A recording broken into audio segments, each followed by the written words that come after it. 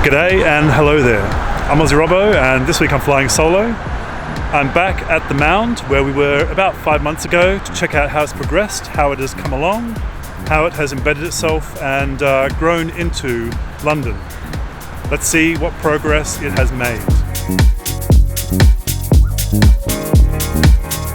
So as I mentioned, 6 months later, and it doesn't look from first viewing like much has changed. The plants on the floor might have grown a little bit, but there doesn't seem to be much shrub, and it is winter, so a lot of the leaves have fallen off any trees that were actually on the landscape in the first place. There is a light display here now, the light exhibition, so I'll check that out hopefully and go through the centre. And also there's a bit of food. I can see an M&S Marks & Spencer's food truck down the bottom, so I wonder if that's actually going to be a cafe inside like they were supposed to make. So time of year, it is December in London. It's a grey day today.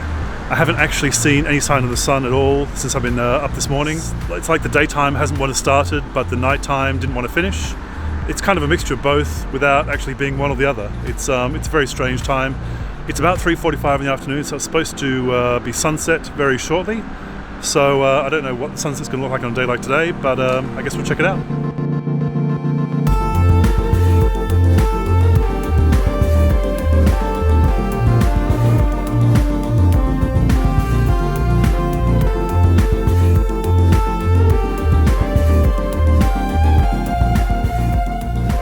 So I'm about 3/4 of the way up, and looking down at the grass and down at the covering, it actually does feel like it has embedded itself in a bit more. There is like more soil, there is more weeds, I guess you could say, growing on there. So it does look like it's grown in a bit.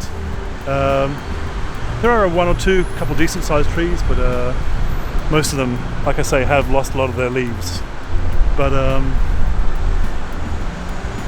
yeah, the topsoil does seem to have formed in a bit more. It has settled itself.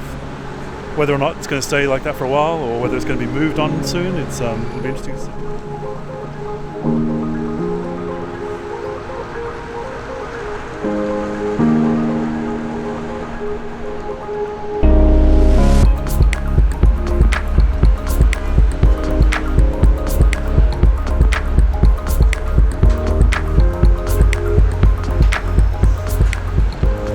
So I'm now going down the exit stairs.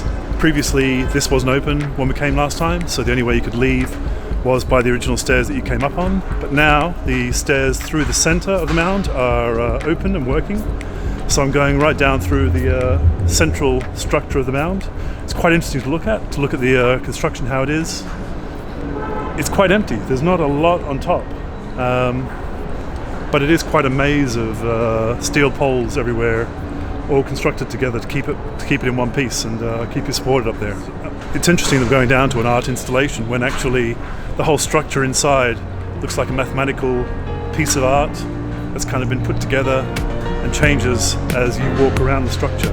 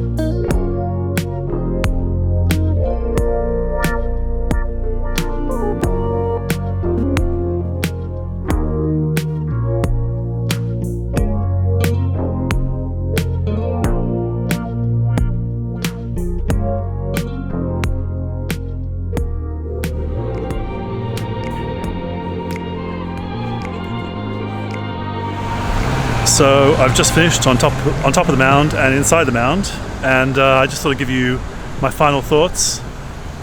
On this second visit, has the growth progressed over the mound to any huge extent? I don't think so. It looks a little more bedded in. It looks a little bit more like normal, like say soiled ground, like lawn. It doesn't feel like the mound that was covered in shrubs and loads of trees that we kind of saw in the promotional photos originally. Does this affect the experience of going on the mound? I'm a lot more impressed by this visit than we were 5 or 6 months ago, even though it hasn't really grown into itself more than what it was before. There's a lot more to see for a start. We came in, I believe it was the end of July, and the centre of it was not open, the art exhibition was not open, and there was no food truck. Now, in terms of the food truck, just jumping to that one, there was nothing inside. There was no cafe, which I got the impression there was. Literally anything that's there is an M&S truck, which didn't look like it was open anyway, so I don't know what's going on there. But on top, views were still quite good. It's a really grey day today in London. There's, I guess it was full of clouds, I don't know. There was just no light, there was no sunshine coming through. And it definitely made it feel a bit more ominous, a bit more darker, a bit more like the heart of winter, I guess you could say, which we're in right now. The views were good. You couldn't see a huge amount because it was quite foggy in the distance. You can see the Winter Wonderland, which we visited a few weeks ago, which you can see in the link below for the video. Overall, are the views on top of the mound enough to get you to come in and visit by yourself? I'm not so sure.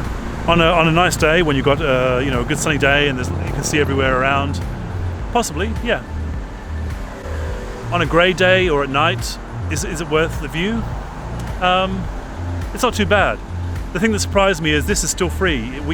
I guess we got the impression that it was going to be free for a month and then they were going to start charging after that to make some of the money back. But it was free today. I guess it's been free the whole time.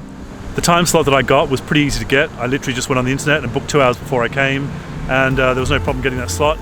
Some of the boxes had like a yellow mark, I believe. I guess there were already some bookings in there. 1 or 2 of them had green, so it's still quite easy to get some slots depending on what day you come.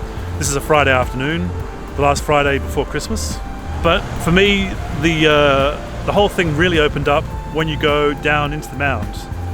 The stairs weren't open last time we came going into the centre, but they are now, and it's actually really impressive. Just going down through the structure is actually quite impressive, seeing all the construction that's gone on to keep that thing together, to keep the structure at the top, in one piece. It's quite an impressive little bit, almost an art installation in itself. But then once you get into the centre with those lights and the light exhibition, it's quite amazing. You've got this nice ethereal Enya-esque type music going on in the background, which kind of enhances the art exhibition that's going on there. And you've got these pieces.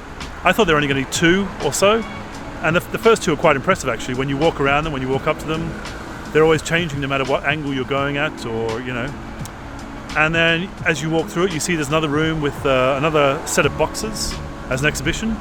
And these little boxes, at first I didn't notice, but I just thought they were changing in different ways when you walked around them. But then as you looked inside them, they seemed to kind of go on, the lights seemed to go on for infinity. So it's obviously two-way mirror trick that's going on there, but it's very well done, very well orchestrated. It's quite amazing to look at, especially with the music in the background and the darkness that's inside.